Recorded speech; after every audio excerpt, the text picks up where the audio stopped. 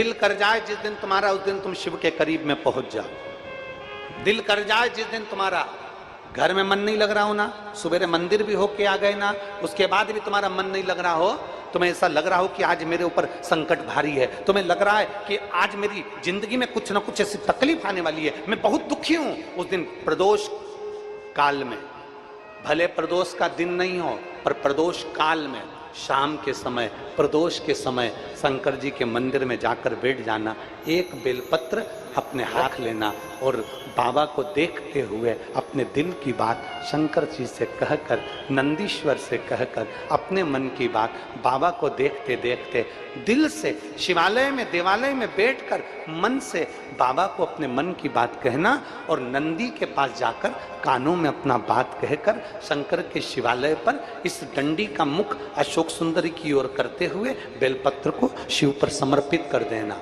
बाबा से कहकर आना, आज भले प्रदोष नहीं है पर प्रदोष काल मतलब शाम के समय हमने जो बाबा से कहा है, दूसरे दिन का जब प्रदोष काल आएगा, शाम का समय आएगा, तब तक मेरा बाबा कुछ ना कुछ हल जरूर निकालेगा और तेरे लिए मार्ग प्रशस्त जरूर करेगा।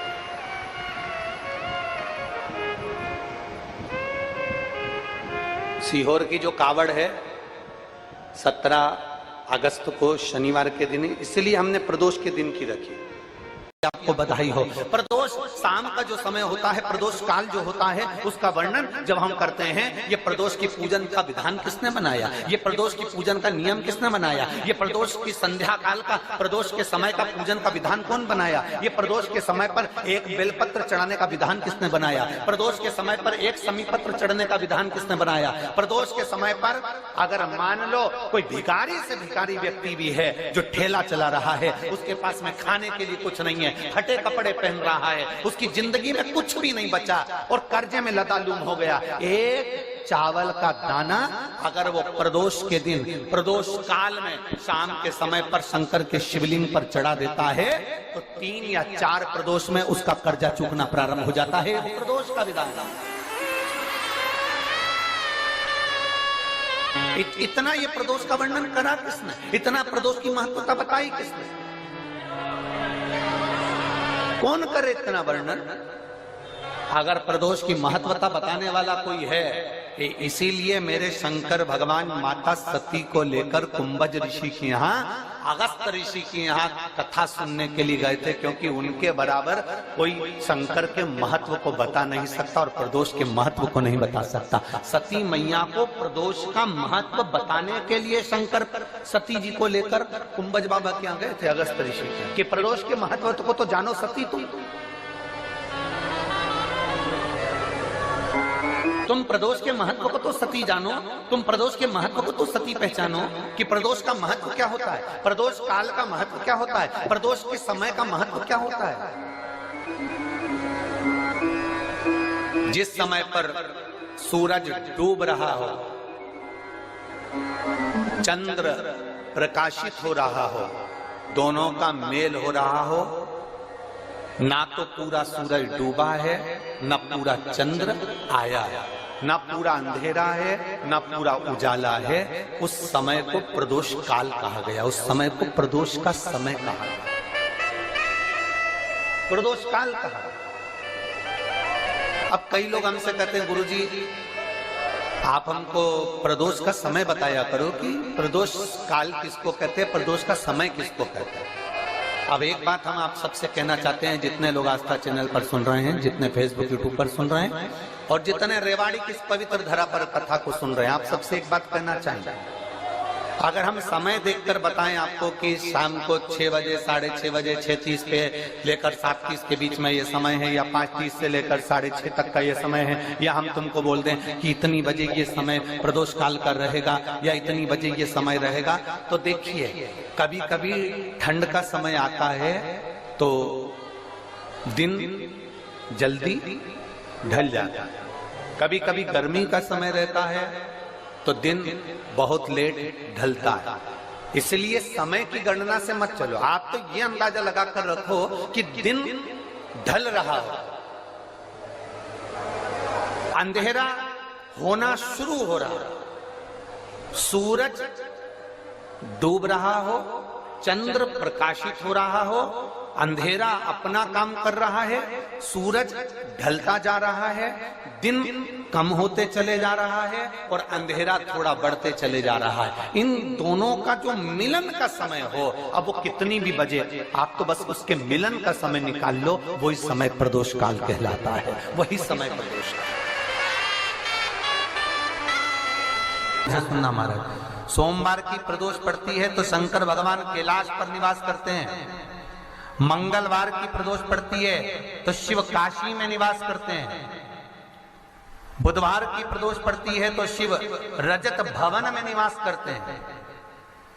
गुरुवार की प्रदोष पड़ती है तो शिव गंगा के स्थल पर निवास करते हैं। शुक्रवार की अगर प्रदोष पड़ती है तो शिव नीलकंठ पर विराजमान होते हैं। शनिवार की अगर प्रदोष पड़ती है तो शिव शमी के वृक्ष के नीचे रहते हैं। और रविवार की जब प्रदोष पड़ती है तो शिव बेलपत्र के पेड़ के नीचे निवास करते हैं। महाराज, ये एकादशी शंकर से कह रही है कि आपका स्थान ये नहीं कि आप कैलाश पर मिले, उस वार को, उस तिथि।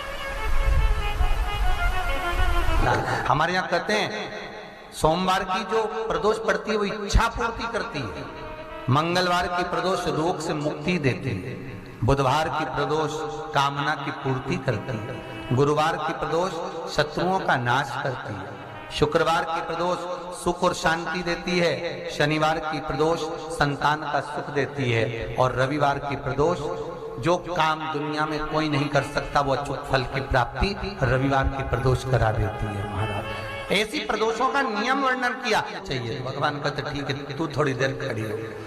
एकादशी सम्मुख खड़ी हुई, पार्वती जी ने जिस अंगुष्ठ का जल पीने के लिए लिया था हाथ में, बस पीने ही वाली थी, शंकर भगवान ने वही हाथ में जल लेकर एकादशी के हाथ में उसको देकर कहा, ले, ये मेरे द्वारा निर्मित एक व्रत है जिसे त्रयोदशी के दिन तूने मांगा है, मैं तुझे देता हूँ। आज इस व्रत का फल मैं तुझे प्रदान करता हूँ। अब तू जिस जीवात्मा को लेकर जाएगी उसका पाप प्रबल नहीं होगा। किसी स्त्री, पुरुष, बालक, बुजुर्ग जो भी होगा जिसने प्रदोष का व्रत करा होगा, वो जीवात्मा को तू किसी फल की कामना से नहीं, स्वतः ही लेकर चली जाए, उसमें कोई कामना नहीं है।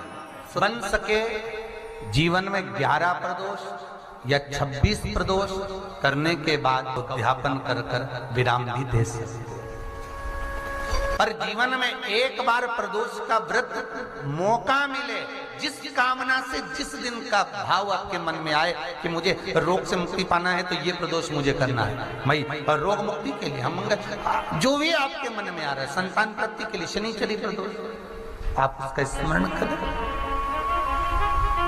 फिर लिखा शिव महापुराण में, बड़ा सुंदर लिखा विद्या जी ने, मान लो आप प्रदोष का व्रत नहीं कर सकते, आप अगर व्रत नहीं कर सकते तो प्रदोष के दिन, प्रदोष काल में शाम का समय सूर्यास्त का कुछ पल, कुछ घड़ी के पहले से लेकर बाद तक का प्रदोष काल के अंतर्गत आप शंकर जी के मंदिर में जाकर 1 लोटा पानी, 5 बेलपत्र भी अगर समर्पित करते हैं तो संपूर्ण प्रदोष का फल आपके भाग्य में प्रबल हो जाए। शत में नमक का सेवन वर्जित होता है। कारण, क्या कारण होता है? उसका एक कारण माना गया, नमक की वर्जितता। जिस समय पर एक नगर में एक ब्राह्मणी रहती थी, बहुत भाव से सुनिएगा, प्रदोष व्रत, नमक को त्यागने का भाव, प्रदोष व्रत की किताब में भी मिल जाएगा आपको, आप पढ़ेंगे तो सुना होगा आपने। एक ब्राह्मणी रहती थी एक नगर में, उसका पति नहीं था, छोटा सा बालक एक साथ में रहता, छोटा सा बालक। अब ब्राह्मण के घर की धर्म पत्नी है, ब्राह्मण कर्मकांड करने वाला, पूजन करने वाला, पाठ करने वाला, अनुष्ठान करने वाला, पूजन करने वाला, मंत्र जाप करने वाला, भगवत भक्ति में डूबने वाला। ब्राह्मण तो चले गया, ब्राह्मणी बच्चे के साथ रह रही, क्या करे वो, अकेली निवास कर रही है, अकेली रह रही है। और ब्राह्मणी बच्चे के साथ भ्रमण करती रहती, घूमती। कहीं कहीं दर दर जाकर कुछ भिक्षा को मांग कर लेकर आ जाती, और भिक्षा लाने के बाद में उस भिक्षा को जब लेकर आती तो अपने बच्चे को भी खिलाती और स्वयं भी उसका पान करती। एक दिन ब्राह्मणी भ्रमण करते करते प्रदोष काल के समय पर शिव मंदिर में प्रवेश करी। प्रदोष काल के समय पर और शंकर मंदिर में जब प्रवेश करा, प्रदोष काल किसको कहते हैं? सूर्य अस्त हो रहा हो, रात्रि प्रवेश कर रही हो, दोनों का जब मिलन हो रहा हो वो प्रदोष काल कहलाता। दोनों का जब मिलन हो रहा, सूर्यास्त हो रहा हो, रात्रि अपना चरण बढ़ाने के लिए आगे बढ़ रही हो और दोनों का जब मिलन हो रहा है, वो प्रदोष काल है, वो प्रदोष का समय है। ब्राह्मणी मंदिर में प्रवेश कर रही है। जब ब्राह्मणी मंदिर में प्रवेश करी, मंदिर के अंदर पहुंची, प्रदोष काल का समय था, प्रदोष का समय चल रहा था और प्रदोष काल के उस समय में जब ब्राह्मणी ने देखा कि कोई भगवान की भक्ति में लगा हुआ है, भगवान के रस तत्व में डूबा हुआ है। आज ब्राह्मणी के पास में कुछ पदार्थ नहीं है, अपने बच्चे का पेट भरने के लिए कोई सामग्री नहीं है और कुछ आस लेके वो प्रवेश करिए, कुछ आस लेकर वो अंदर प्रवेश कर जाती है। कोई ऋषि की पत्नी, कोई ब्राह्मण जन की अर्धांगिनी उस प्रदोष के समय पर शंकर का अभिषेक पूजन कर रही थी, भगवान शिव की आराधना कर रही थी, भगवान की भक्ति में डूबी हुई थी। जब भगवान शिव की आराधना में डूबी हुई है, आराधना कर रही है, इस काल में वहां पर पड़ी हुई कुछ वस्तु को इस ब्राह्मणी ने मांग लिया। मेरे बालक को बहुत भूख लगी है, मेरा बच्चा बड़ा भूखा है, इसके भोजन लेते से कहा इसमें तो स्वाद नहीं है। परफेक्ट शरबती के लिए चाहिए परफेक्ट वेदर, परफेक्ट सॉइल और परफेक्ट इरिगेशन सिस्टम। कहा इसमें तो स्वाद नहीं है, इसमें स्वाद नहीं है। उस ब्राह्मणी ने बड़ा सुंदर एक संवाद कहा। घर का जो बड़ा होता है ना, घर का जो बड़े होता है, घर का बुजुर्ग जो होता है, घर का जो प्रथम स्थल प्राप्त करने वाला, मेन कुर्सी पर अच्छी जगह पर जो बैठने वाला होता है ना, ब्राह्मणी कहती है वो कभी किसी वस्तु में ऐब नहीं देखता, मिनक नहीं निकालता। तो अन्नकूट की तारीख पे इनका नाम लिख लो और अगला अन्नकूट आए तब दोनों की दशा देखना। एक जो चुपचाप खाकर चले गया, भगवान के प्रसाद को प्रसाद मानकर, प्रभु का दर्शन मानकर लेकर चले गया, वो उन्नति की सीढ़ी पर चढ़ता चले गया और जो मिनक निकालता रहा वो साल भर खटर पटर की जिंदगी जीता रहा। भगवान के प्रसाद में कभी भी ध्यान रखिएगा, भगवान के प्रसाद के अंतर्गत स्वाद की कोई मूलता नहीं होती। भगवान का प्रसाद स्वयं स्वाद है। भगवान के प्रसाद में नमक नहीं देखना, मिर्ची नहीं देखना, भगवान के प्रसाद में शक्कर नहीं देखना, भगवान के प्रसाद में कुछ ये नहीं देखना कि कितना माल डला, कितना घी, कितना बादाम, कितना काजू, कितना इलायची डला। हाँ, यहाँ तक शास्त्र का स्वाद देखी थी ना, ये आपका एक जन्म का नहीं है, ये ना जाने कितने जन्म का है। ब्राह्मणी के मस्तिष्क में बैठ गया, ब्राह्मणी के उस पुकाना वो बक्कल में नहीं अक्कल में बैठ गया कि ये स्वाद नहीं देखना। इसलिए प्रदोष व्रत के अंतर्गत ब्राह्मणी ने उस दिन से विचार कर लिया कि जैसे आप पूजन कर रही हो, जैसे आप अर्चना कर रही हो, जैसे आप आराधना कर रही हो, ऐसी आराधना, ऐसी पूजन, ऐसी भक्ति में भी करूंगी, ऐसी आराधना में भी करूंगी। अब मैं स्वाद नहीं देखूंगी। तो प्रदोष व्रत करने वाले को ध्यान रखना चाहिए कि नमक का सेवन ना करे, भोजन ना करे, फलाहार करिए, फल का आहार करिए, प्रयास करिए। और यदि आपने व्रत का ले लिया भोजन का कि हम तो एक टाइम फलाहार करेंगे, एक टाइम भोजन करेंगे, ऐसा भी कई लोग प्रदोष ले लेते हैं, तो वो बात आपकी है, आप तक रखो, ठीक है, अपने मन तक। ठीक है, बाबा आपकी मनोकामना पूर्ण करे, वो भी भाव रखो। अरे भगवान को धन्यवाद दो कभी कभी कि तूने अच्छे घर में पैदा किया, अच्छा परिवार दिया, अच्छा पति दिया, अच्छी पत्नी दी, अच्छे बच्चे दिए, अच्छा कुटुंब दिया, घर दिया, दुकान दी, जमीन जायदाद दी, शरीर अच्छा दिया, हाथ पैर आंख नाक मुंह सब बढ़िया दिया, एक के भी निपटा के नहीं भेजा तूने। मान लो एक आध निपटा के भेज देता तो क्या झगड़ा करने ऊपर जाते? एक ही कान देता और एक गायब कर देता तो यहां से चिपका देता, तो क्या कर लेते? हाथ एक देता और एक गायब कर देता तो क्या झगड़ा करने जाते ऊपर कि मुझे ऐसा शरीर दिया? नहीं, भगवान को धन्यवाद देना कि मुझे अच्छे घर में पैदा करा, कटोरा लेके वहां चौराहे पे नहीं बिठाया, तूने अच्छा घर दिया, 2 समय की रोटी दे रहा है, खूब जोरदार शरीर दिया, भजन करने का मुहूर्त दिया, और बचा कुचा था तो ये सियोर वाला महाराज दे दिया, कथा सुनाने वाला।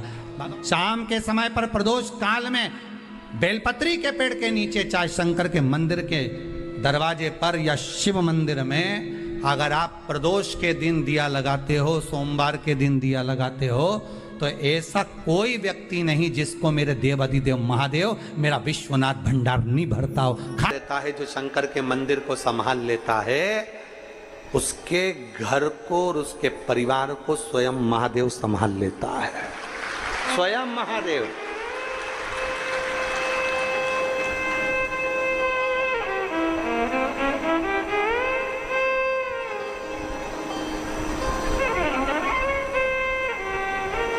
आप शंकर को संभालो, आप शंकर का मंदिर संभालो, आप शिव महापुराण की कथा संभालो, आप भगवान की भक्ति संभालो, महादेव तुम्हें संभाले, तुम संभालो उसको।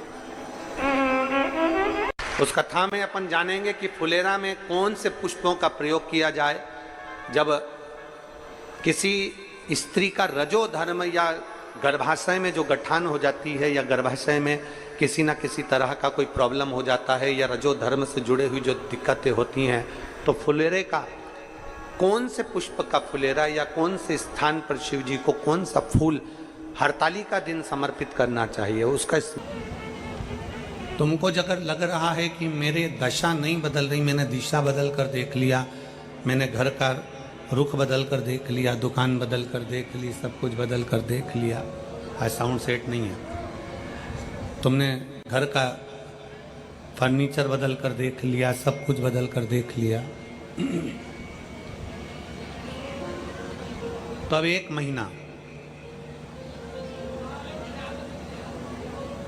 महीना शरद पूर्णिमा से लेकर कार्तिक पूर्णिमा तक एक नियम बना लो, 1 चावल का दाना, केवल 1, ज़्यादा नहीं, केवल 1 चावल का दाना, जो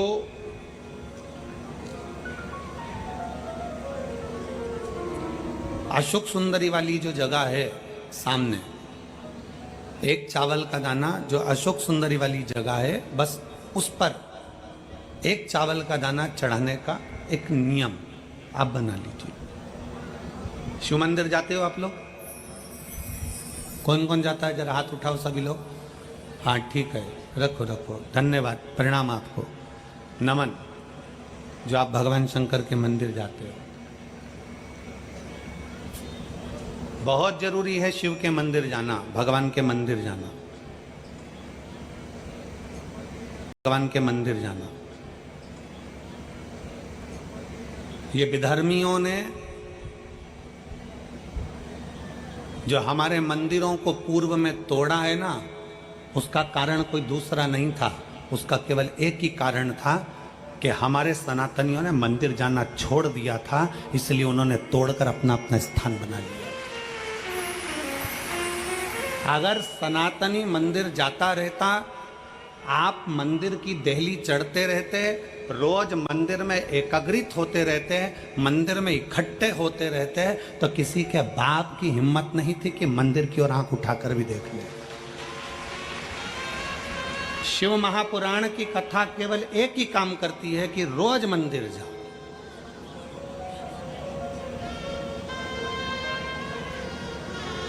जो हमारे मंदिरों में से मूर्तियों को तोड़ा गया, हमारे मंदिरों में से सोना निकाल लिया गया, हमारे मंदिरों को खंडित कर दिया गया, उसका कारण केवल एक था कि सनातनियों ने मंदिर जाना छोड़ दिया था। क्यों छोड़ा था? क्योंकि इन विधर्मियों ने ऐसी चाल चल दी थी कि मंदिर मत जाया करो, भगवान नहीं है, देवता नहीं है, भगवान नहीं है, भगवान नहीं है, और लोगों ने अपनी चाल चल चल कर तुम्हें मंदिर से दूर कर दिया और उन्होंने मंदिर पर कब्जा कर लिया। चढ़ाने रोज जाती हूँ, एक चावल का दाना मैं अशोक सुंदरी वाली जगह पर समर्पित करूंगा, केवल एक।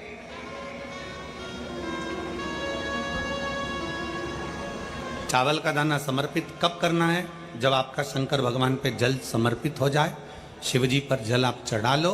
चढ़ाने के बाद वो चावल का दाना जो आप अपनी पल्लू में बांध के लाई हो, या गठरिया में बांध कर लाई हो, या जो जैसे भी भाव से आप लेकर आई हो, डलिया में, पल्लू में, जैसे आप लाए वो चावल का दाना बांध।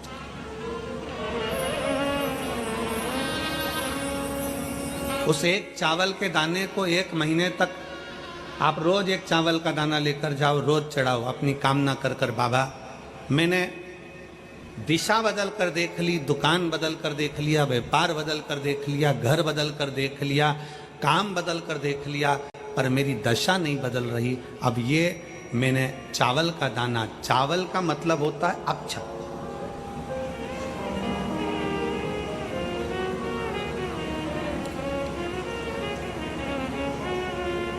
सबसे पहला अक्षता, सबसे पहला अक्षता। कभी अगर मौका मिलेगा ना तो ऐसी ही कोई शिव महापुराण की कथा में हम जो कल्याण के अंक पढ़ते हैं, जिन जिन कल्याण को हम पढ़ते हैं, कल्याण का अंक जो निकलता है उसको हम पढ़ते हैं, तो उसमें बहुत सुंदर सुंदर बातें मिलती हैं। कभी अगर मौका मिलेगा तो एक बार कल्याण का अंक शिव का हम आपको एक एक पृष्ठ का दर्शन कराएंगे कि उस पृष्ठ पर क्या लिखा। स्वयं अन्नपूर्णा महारानी काशी में विराजमान होकर नंदी पर बैठ कर आए हुए देवाधिदेव महादेव की साक्षी में कहती है, स्वयं अन्नपूर्णा महारानी काशी की पवित्र भूमि पर नंदी पर बैठ कर आए हुए भगवान शंकर से कहती है, भोले बाबा, हे शिव, हे शंकर, हे विश्वनाथ, विश्व का भरण पोषण करने वाले हे विश्वनाथ, मैं आपको क्या दूं?